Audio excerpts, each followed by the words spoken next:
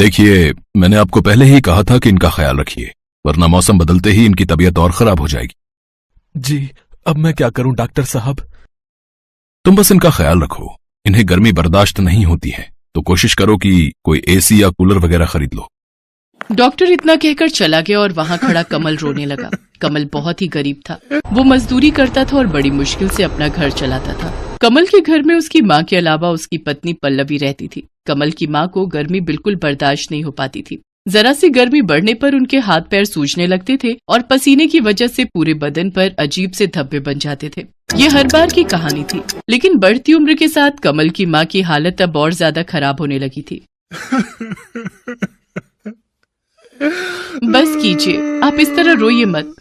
रो नहीं तो और क्या करूं पल्लवी? क्या बताऊं डॉक्टर साहब को कि अपनी माँ के लिए एसी तो छोड़ो, एक कूलर तक खरीदने की औकात नहीं है मेरी। इसमें आपकी कोई गलती नहीं है। माँ जी के इलाज के लिए जो कर्ज लिया है उसकी किश्त भी तो आप ही भर रहे हो ना, तभी ये दिक्कत है, वरना तो।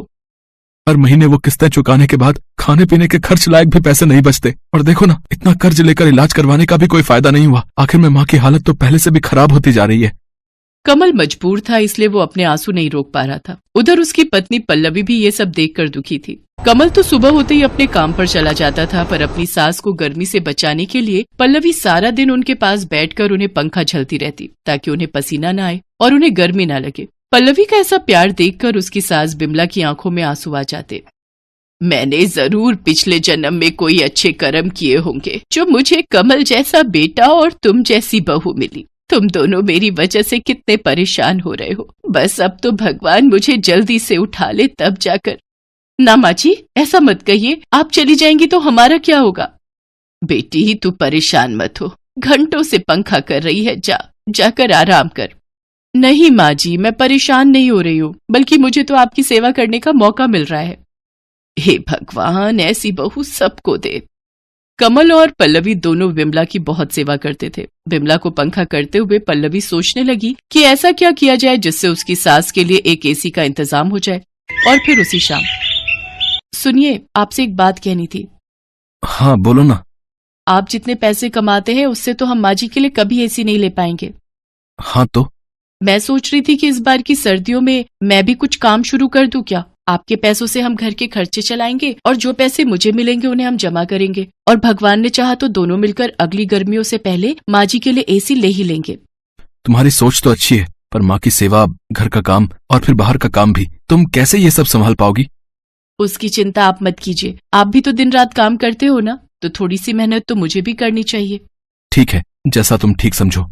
किसी तरह गर्मियां बीत गई और फिर बारिश आई तो बिमला, कमल और पल्लवी ने राहत की सांस ली। जैसे जैसे गर्मी कम हुई, बिमला की तबीयत भी कुछ बेहतर होने लगी और साथ ही पल्लवी ने भी काम ढूंढना शुरू कर दिया। एक दिन पल्लवी एक बंगले पर पहुंची। कोई है क्या?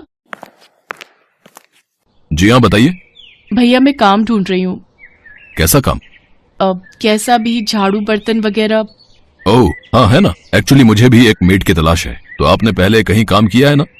नहीं, पहले तो कहीं काम नहीं किया। अच्छा, चलिए कोई बात नहीं, आप अंदर आ जाओ। पल्लवी घर के अंदर आई तो उसने देखा कि वो एक बड़ा सा हॉल था और वहाँ काफी सामान था, लेकिन सब कुछ पैक रखा हुआ था। आप कहीं जा रहे हैं क्या? नहीं, मैं तो कल ही यहाँ शिफ्ट हुआ हूँ, तो अभी तो सामान खोल कर लगा ही रहा हूँ। अच्छा, तो घर के बाकी लोग कहाँ हैं? मैं अकेला ही हूँ दीदी, मेरी जॉब लगी है यहाँ, परिवार साथ नहीं रहता। राज ने पल्लवी को दीदी कहा तो उसे बहुत अच्छा लगा। राज अकेला है ये सुनकर पल्लवी पहले तो थोड़ा झिझकी, लेकिन फिर उसके दीदी कहते ही उसे अच्छा लगा। राज ने पल्लवी को काम पर रख लिया। अब पल्लवी रोज सुबह सुबह राज के घर आती। उस वक्त तक राज सो रहा होता था। पल्लवी सबसे पहले उसे उठाती, फिर उसके लिए चाय नाश्ता बनाती और फिर पूरे घर की साफ सफाई करती, और इस काम के बदले राज पल्लवी को अच्छे पैसे भी देने लगा। फिर एक दिन, दीदी आप एक काम करो, कल मत आना। क्यों, क्या हुआ भैया? अरे आपको काम करते करते हफ्ता हो गया, तो एक छुट्टी तो बनती है ना हफ्ते में, वरना आपकी सास आपसे नाराज हो जाएंगी। नहीं होंगी भैया, मेरी सास बहुत अच्छी है, कभी मुझ पर नाराज नहीं होती। अब वैसे ठीक है, मैं कल नहीं आऊंगी। बिमला के आराम के लिए कमल और पल्लवी दिन रात मेहनत कर रहे थे। उधर पल्लवी और राज में अच्छी बनने लगी थी। वो राज का पूरा ख्याल रखती थी, बिल्कुल एक बड़ी बहन की तरह। राज भी उससे खूब बातें करता था और उसे बड़ी बहन की तरह ही सम्मान देता था। एक दिन राज ने पल्लवी से पूछा, दीदी आपके पति क्या करते हैं? मजदूरी करते हैं भैया।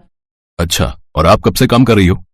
नहीं भैया, आप पहले हो जिनके यहाँ मैं काम कर रही हूँ, इससे पहले कभी जरूरत ही नहीं पड़ी। तो अब ऐसी क्या मजबूरी हो गई कि आपको घर से बाहर निकलकर काम करना पड़ रहा है?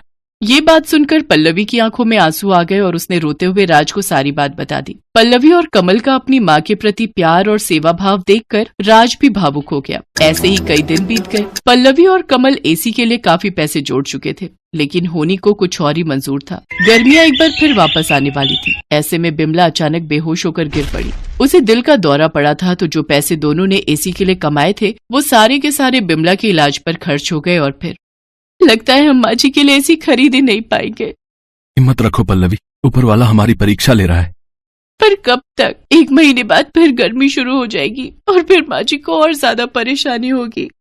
कमल चुप था क्योंकि पल्लवी की बात सही थी। फिर अगले दिन पल्लवी राज के यहाँ काम करने गई तो उसने राज से कुछ नहीं कहा, बस चुपचाप अपना काम करती रही। ये देखकर राज समझ गया कि जरूर पल्लवी किसी परेशानी में है। राज के बार बार पूछने पर फिर पल्लवी ने उसे सारी बात बता दी। राज को भी पल्लवी की बात सुनकर बड़ा अफसोस हुआ। और फिर अगले ही दिन, दीदी वो आपसे एक बात कहनी थी। हाँ भैया बताइए ना। दीदी वो मेरी कंपनी ने मेरा प्रमोशन कर दिया है और उसके लिए मुझे दुबई भेज रहे हैं, तो मुझे अब यहाँ से जाना होगा। ये तो बहुत अच्छी बात है भैया, भगवान करे आप और तरक्की करो। पल्लवी राज की तरक्की से खुश तो थी, लेकिन एक सच ये भी था कि राज के चले जाने से अब उसकी नौकरी भी जाने वाली थी। ये सोचकर पल्लवी और ज्यादा उदास हो गई, लेकिन फिर भी उसने राज से कुछ नहीं कहा। फिर कुछ ही दिनों के बाद, अच्छा दीदी मैं चलता हूँ, आप एक काम करो, ये कुछ पैसे रख लो। नहीं भैया, मैं ये पैसे नहीं ले सकती, मेरी पगार तो आपने पहले ही दे दी है। मैं जानता था कि आप मुझसे पैसे नहीं लेंगी। चलिए कोई बात नहीं, मैं चलता हूँ, अपना ख्याल रखना दीदी। इतना कहकर राज टैक्सी में बैठकर वहां से चला गया और पल्लवी भी अपने उतरे हुए चेहरे के साथ अपने घर की तरफ चल दी। गर्मियां शुरू हो चुकी थी और पल्लवी की सास की तबीयत फिर बिगड़ने लगी थी, लेकिन तभी कुछ ऐसा हुआ जिसकी उम्मीद पल्लवी को तो बिल्कुल नहीं थी। जी बताइए।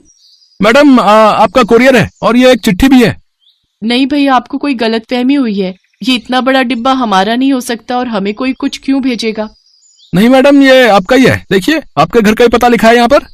कुरियर वाले की बात सच थी। पल्लवी को कुछ समझ नहीं आ रहा था, लेकिन फिर जब उसने उस बड़े से डिब्बे को खोलकर देखा तो उसे अपनी आंखों पर विश्वास ही नहीं हुआ। उसके अंदर बिल्कुल नया एसी था जिसे राज ने उसके लिए खरीदा था। एसी के साथ मिली चिट्ठी को पढ़ते हुए पल्लवी की आंखों से लगातार आंसू बहे जा रहे थे और मन ही मन वो राज को दुआएं दे रही थी। गांव में सुमित नाम का लड़का रहता था। उसके पिता लकड़ी का सामान बनाने का काम किया करते थे, पर आजकल लकड़ी के सामानों की बिक्री बंद हो जाने के कारण सुमित एक मैकेनिक का काम करने लगा। वो बहुत ईमानदार और मेहनती था, पर उसकी आर्थिक स्थिति कुछ अच्छी नहीं थी, जिसके कारण उसकी पत्नी उसे हमेशा ताने दिया करती थी। आज विमला ने सोने के गहने खरीदे हैं और एक मेरी फूटी किस्मत। आपकी कमाई से तो हमारे रोज का खर्चा ही निकल जाए, वही बहुत है। ऐसी बातें क्यों करती हो? देखना एक दिन मैं बहुत ही अमीर बन जाऊंगा। इतनी मेहनत करूंगा कि हमारे पास किसी भी चीज की कमी ना रहे, फिर तुम्हें कार में घुमाऊंगा। मेहनत से कभी कोई कुछ हासिल कर पाया है भला? अब आपकी चिकनी चुपड़ी बातों में मैं आने वाली नहीं। जब से इस घर में मेरी शादी हुई है, मैंने तो सपने देखना ही छोड़ दिया। सुमित गैरेज में खूब मेहनत करता, दिन भर अपने काम में ही लगा रहता। अब तो वो अपने खाने पर भी ध्यान नहीं देता था। उसकी कड़ी मेहनत को देखकर उसके गैरेज का मालिक कहता है, क्या बात है सुमित, आजकल तुम गैरेज में दिन रात कड़ी मेहनत करते हो? रात हो गई है तुम्हें, अब तुम्हें घर जाना चाहिए। नहीं मालिक, मैं ओवर टाइम करूंगा। मुझे बहुत पैसे कमाने हैं। मैं एक कार बनाना चाहता हूँ जिसके लिए मुझे पैसों की जरूरत है। ठीक है सुमित, जैसी तुम्हारी मर्जी, पर अपनी सेहत का भी ध्यान रखना। सुमित ओवर टाइम से मिले पैसे को एक गुल्लक में जमा करता जाता है और कुछ दिन बाद जब गुल्लक भर जाता है तो वो उस गुल्लक को फोड़कर सारे पैसे बाहर निकालता है। आखिरकार मैंने इतने पैसे जमा कर ही लिए। अब इन पैसों से मैं कार के पार्ट्स खरीदूंगा और फिर उससे एक कार बनाऊंगा। कहीं आप पागल तो नहीं हो गए हैं? आप कार बनाएंगे? फिर तो बन गई कार। हाँ सुमन, आज तक मैंने तुम्हें कभी कुछ नहीं दिया, पर मेरी दिली इच्छा थी कि मैं तुम्हें कार में घुमाऊं। इसलिए कई दिनों से मैं थोड़े थोड़े पैसे जमा कर रहा था। आज गुल्लक में बहुत पैसे हो गए हैं, इससे मेरे कार के लिए अच्छा खासा सामान आ जाएगा। सुमित दिन रात मेहनत करके कार को कंप्लीट बना लेता है। वो उसे चलाकर देखता है और कार चल पड़ती है। सुमित की खुशी का कोई ठिकाना ही नहीं रहता। आखिरकार मैंने बना ही ली मेरी कार, मेरी खुद की कार। अब सुमन मुझ पर कभी गुस्सा नहीं करेगी। पूरे इलाके में शायद ही किसी के पास ऐसी अनोखी कार होगी। शाबाश सुमित, शाबाश। ऐसी लाजवाब कार तो हमने आज तक नहीं देखी। मुझे तुम पर गर्व है। जाओ, जल्द से जल्द ही कार अपनी पत्नी को दिखाओ। हाँ मालिक, हाँ मैं अभी जाता हूँ। सुमित गाड़ी लेकर अपने घर के लिए निकल जाता है। वो मस्ती से कार चलाता है और गाना गुनगुनाता है। चला जाता हूँ किसी की धुन में, धड़कते दिल के तराने लिए। रास्ते में उसकी नजर एक फूल की दुकान पर पड़ती है। वो फूल लेने फूल वाले की दुकान के पास अपनी गाड़ी रोकता है। वो मन ही मन सोचता है, सुमन के लिए कुछ फूल ले लेता हूँ, वो तो बहुत खुश हो जाएगी। गाड़ी से उतरकर वह फूल वाले से कहता है, अरे फूल वाले भैया, जरा अच्छे अच्छे लाल गुलाब दिखाना। देखिए भैया, कौन से गुलाब पैक कर दूं? हैं? सारे गुलाब ताजे हैं। ये लाल गुलाब लीजिए, भाभी खुश हो जाएंगी, बता रहा हूँ। सुमित दुकान से गुलाब लेकर जैसे ही पीछे मुड़ता है, देखता है कि कार वहाँ है ही नहीं। हे भगवान, कहाँ गई मेरी कार? यही तो खड़ी की थी मैंने, मेरे सारे पैसे उसमें लगे हैं। अब मैं सुमन को क्या कहूँगा? भैया देरी मत करिए, हैं? तुरंत पुलिस स्टेशन जाकर रिपोर्ट करवाइए। हाँ। सुमित भागते भागते पुलिस स्टेशन जाता है। पसीने से लथपथ सुमित पुलिस स्टेशन पहुंचता है।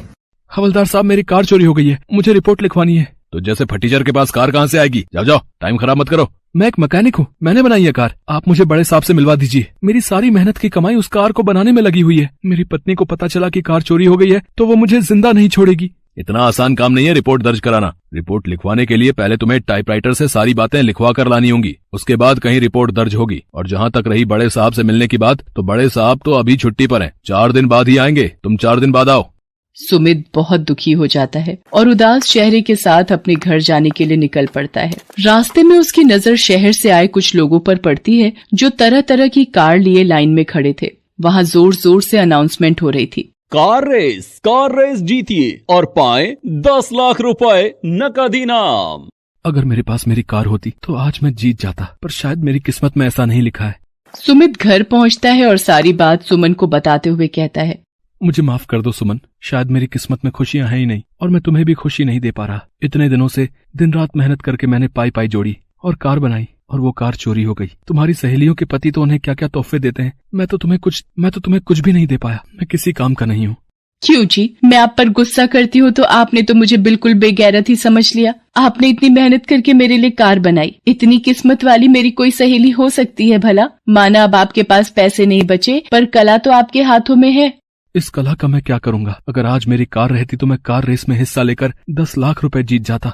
मेरे पास एक आइडिया है। आपको तो लकड़ी का काम पहले से ही आता है, क्यों ना आप एक लकड़ी की कार बनाएं और उस कार से रेस में हिस्सा लें। उस रेस में तो लोग इतनी महंगी महंगी गाड़ियां लेकर रेस करने आए हैं, और मैं लकड़ी की कार से कैसे रेस जीतूंगा?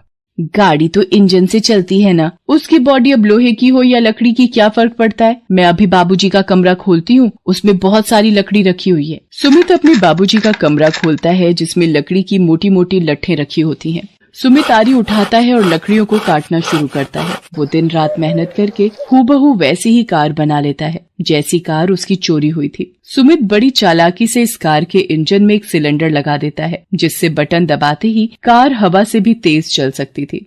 देखा जी, मैंने कहा था ना आप कार बना लेंगे, मुझे आप पर पूरा भरोसा है।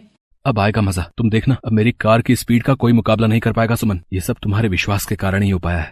अब आप देर मत करिए, जल्द से जल्द कार रेस में जाइए, कहीं ऐसा ना हो कि वहाँ रेस शुरू हो जाए। सुमित अपनी लकड़ी की कार लिए रेस में जाता है। उसकी लकड़ी की कार को देखकर वहाँ बाकी लोग हंसते हुए कहते हैं,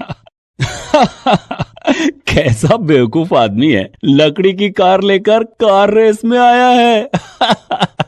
छोड़िए जी, क्यों इनकी बातों पर ध्यान देते हैं। आप अपना मनोबल टूटने मत दीजिए, हम तो इसी कार से जीतेंगे। बड़ी हिम्मत कर सुमित खड़ा हो जाता है। सब लोग उसकी तरफ देखकर उसका मजाक बना रहे होते हैं। वो बहुत शर्मिंदगी महसूस करता है और उसका मनोबल टूटने लगता है। जैसे ही रेस स्टार्ट होती है, सारे लोग सुमित से आगे निकल जाते हैं। अरे ये क्या, सिलेंडर का बटन काम क्यों नहीं कर रहा? अरे चालू हो जा मेरी कार, मेरी इज्जत तेरे हाथ में है। लगभग रेस खत्म ही होने वाली होती है और सुमित सबसे पीछे छूट जाता है। आपको जीतना ही होगा सुमित जी, आपको आज सब लोगों को साबित करना है कि आप कितने काबिल हैं। किस्मत बार बार मौका नहीं देती। लेकिन तभी करिश्मा होता है। कार में लगा सिलेंडर अचानक ही चालू हो जाता है और सुमित की कार हवा से भी तेज भागने लगती है, जिसे देख सब हैरान रह जाते हैं और सब प्रतिभागियों को पीछे छोड़ते हुए सुमित वो रेस जीत जाता है। सुमित पहली पोजीशन पाकर रेस जीत जाता है। सारे लोग सुमित की तारीफ करते हैं। वाह वाह, लकड़ी की कार से ये लड़का रेस जीत गया है। हाँ भाई, ये तो बड़ा होनहार आदमी लगता है। हाँ देखो देखो। इस तरह सुमित को 10 लाख रुपए इनाम में मिलते हैं और गांव में सुमित की इज्जत बहुत बढ़ जाती है और वो लकड़ी के कार बनाकर उसे विदेशों में बेचने का बिजनेस शुरू कर देता है और खूब पैसे कमाता है।